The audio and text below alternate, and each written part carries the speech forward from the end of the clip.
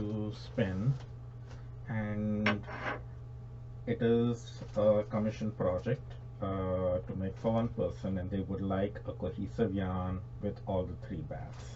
So this is one of the ways I would do it. They do want kind of a art yarn, a bulky yarn, and these are three bats that I've made myself. So, and they are quite different, but you know, they all have shades of blue, which is what they liked.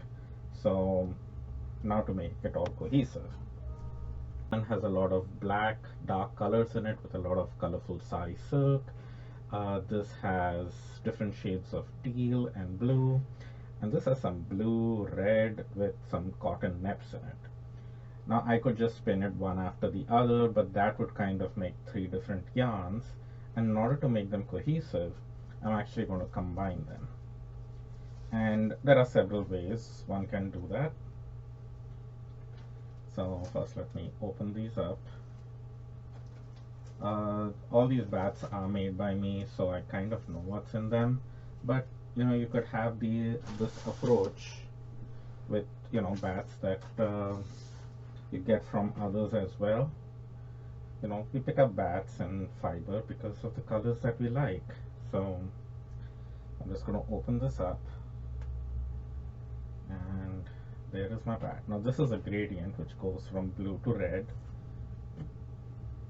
Now I could strip this up into tiny bits and just spin them one after the other, strip that, and then do the same thing, but it really doesn't make for a cohesive yarn. It will make three different yarns, like I said. So what I'm going to go ahead and do is actually open these up on top of each other. Now it does feel like the colors might not go so well together, but I do plan on core spinning this. So there is going to be like these different layers which will all get spun up together when I core spin. So this is the way I would do them. And of course there are a million ways to do it. You could just spin a regular yarn. Now this is mostly grays and blacks, but I think, yeah, that will be good. There we go. Okay. Now I can take this and I'm going to strip all three pieces together. And the reason why I sandwich it and do it, because the process of stripping them together kind of combines them together as well. So that will be one of my strips. Like if I had stripped them separately and then held them together, there would less chances, you know, they will be together. Even this way they are not really together because they haven't been carded together. But if you just layer them on top of each other and then strip them, it'll be interesting, you know, how the, now I'll have cotton nips in all of them rather than just one of the bats.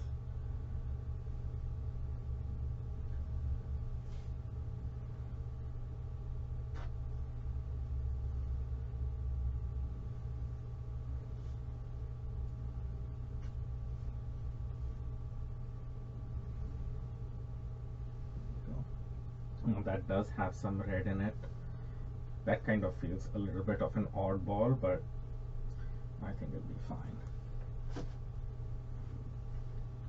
So I have all these different bats, and what I'm going to do next is I'm going to attenuate these by just slightly, you know, pulling them all together.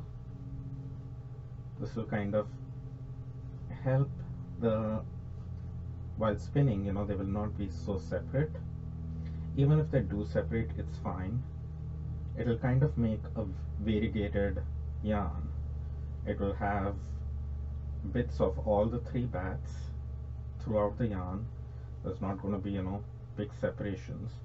And because this is a bat, mixed fibers, some things are going to have, you know, more shorter staple lengths, some have longer staple lengths, different textures. And this is what we have here.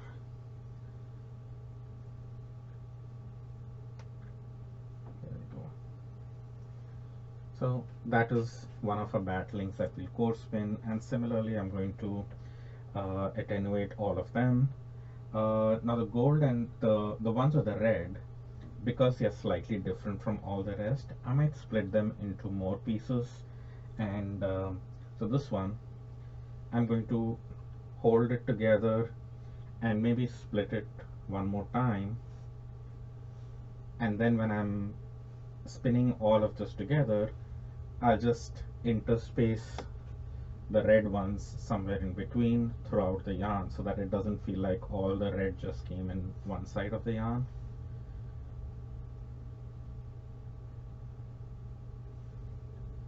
So there. So that can be one battling that will be interplaced in between somewhere. And usually I don't like to attenuate till I'm ready to spin. So I'm just going to make these battlings, and it's only when I'm ready to spin is when I'm going to attenuate it like I did with that one. Now I'm attenuating by hand because I'm kind of making, you know, a corespun yarn. I don't want a very traditional smooth yarn out of this. But if you did want a traditional yarn, the one thing you can do is you can pass the bats through a diz. If I wanted to spin it like kind of fine, not necessarily fine, but you know, a textured yarn, not necessarily coarse one, but just spinning it as a single and then maybe plying it either on itself or plying it on something else. So this is one of my diz. I use the fiber threader to remove some fiber out, and this is the way I diz my fiber when it's not on a drum carder or not on a blending board. You know, you get a bat and then you kind of have to do it yourself. So I just put my hand on the rest of the bat and I pull the fiber and move my diz along. I am using the largest hole in my diz to pull all the fiber across. And what this does is it actually combines them really well. They don't split while spinning, and just makes a more consistent spin if that's what you're looking for. If you want it more textured, I would leave it, you know, just attenuate it slightly by hand.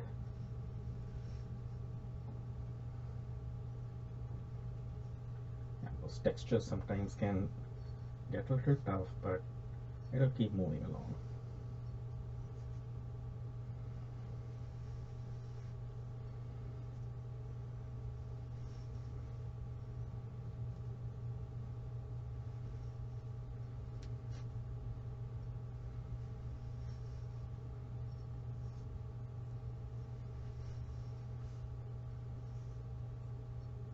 And this also helps to trap those cotton neps in there.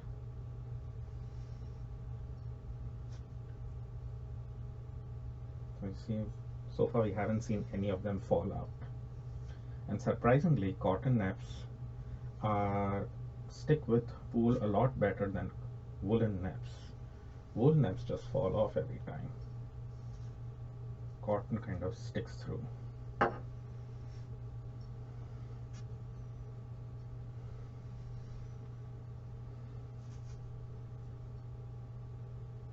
So see, if every time you feel one of the bats falling apart, this is what will happen likely if I was just spinning as is. But because I'm attenuating it like this and passing it through the diz, I can move it along and make sure that all my fibers, not too much of cotton neps sticking there, they're all getting stuck back here. Let's just disperse them in there.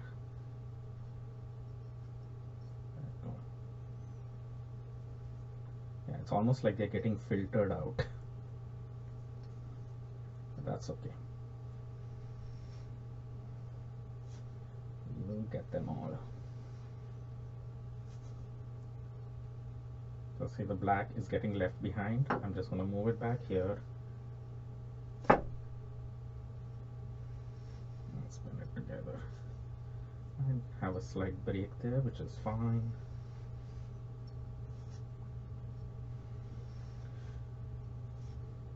And that's mostly because of those cotton nets. So sometimes you just don't know what you're going to get in your textured bat. Some things will pass easily through your diz, some won't, but you can make it work as long as you have a bigger hole in your diz, and it'll work out. Now see, I see that the blue fiber is getting left behind. I'm just dizzing off the black, so I'm going to just bring that close. So I capture some of that and pull it through. So I use some more cotton nets. There are some cotton nets which are just really big, so that's what's causing the hole to clog up. There we go. See, now I'm going to shift over to the blue a little bit so that I'm not just dizzing off the black.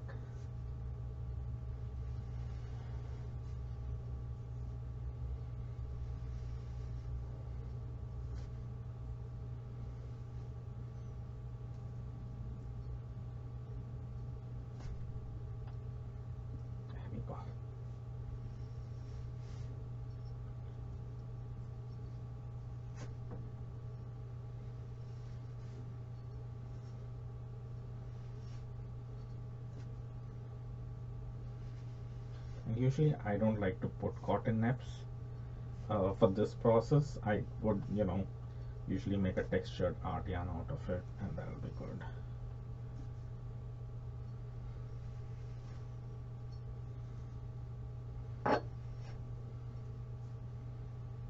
Go a little bit more here. I can take these two. So see, this is what, when I'm spinning these will just split apart. But if I just go ahead and diz it through,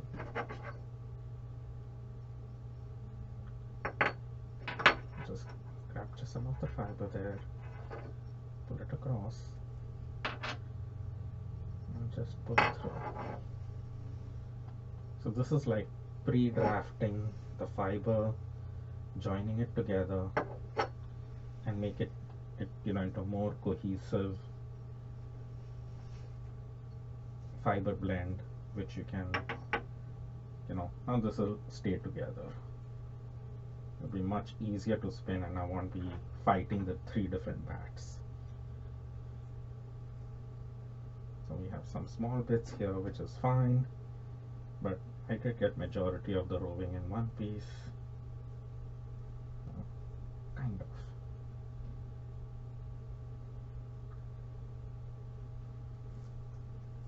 So yeah, this is my prep work done. So these are going to be a lot more easier to spin, and I can get a more consistent yarn throughout if I just use this rather than spinning 3 different bats separately.